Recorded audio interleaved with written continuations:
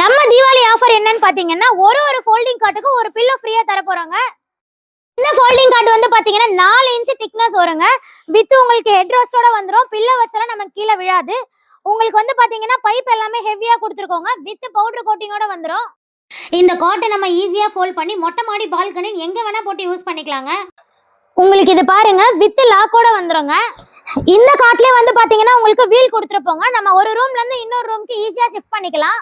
இந்த கட்ல வந்து பாத்தீங்கன்னா 4 இன்ச் பெட் திக்னஸ் வருங்க. 2.5 கார் சைஸ், ஒரு ஆள் தாராளமா படுக்கலாம்.